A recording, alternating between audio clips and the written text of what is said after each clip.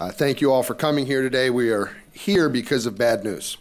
Merced's per capita murder rate is the worst in California, and our gang violence problem, along with the lack of jobs and opportunity, has worsened in recent years. In my mind, our quality of life begins with personal safety. There's no more important function or role of government, making sure our homes, our neighborhoods, our town, our schools, our parks, and our work environments are safe.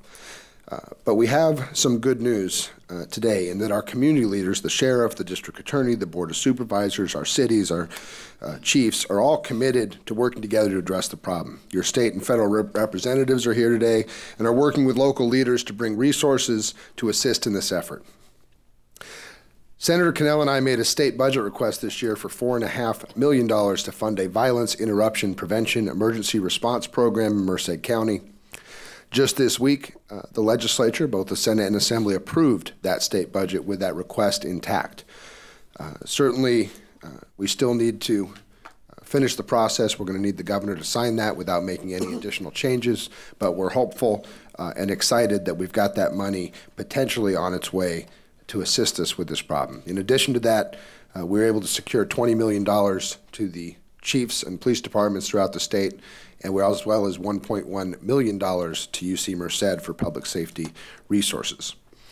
Our county and city governments are here today. They know that no single jurisdiction can solve this problem absent the others. UC Merced, one of our high hopes for the future, is here as well, and our business community and local newspapers are here. And thank you to the Sun Star for their efforts to bring some attention to this issue. Much of the gang violence is coordinated and controlled by just a few members. There's kind of a misnomer when it comes to violent gang crimes that if you have several thousand gang members, there's only a few of those that are willing to carry out the violent acts. Unfortunately, because of numbers and stats that are thrown around, a lot of people sometimes think that the problem is overwhelming and it can't be handled. But the real reality of it is there's only a few individuals that are really willing to carry out those crimes. And if we can get to those individuals first and interrupt those crimes from happening, we could lower the violent crime rate, but more importantly, we can also get in there and offer intervention services, not through us, through law enforcement, but we can use the same intelligence and provide it to social services, probation, community activist groups, and they can go in there and help with intervention at the earlier state before we get to the point that we have to act in law enforcement. Crime statistics are established by figuring how many homicides per 100,000 people. And Merced County in the last year for which the statistics were available in 2014 had 10.9 homicides per 100,000 residents.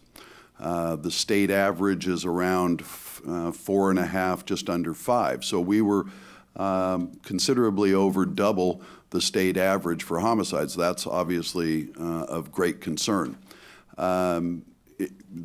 The gang problem in Merced has, mushroomed in the last decade, as we are all painfully aware, and much of the murder activity has been committed by gang members.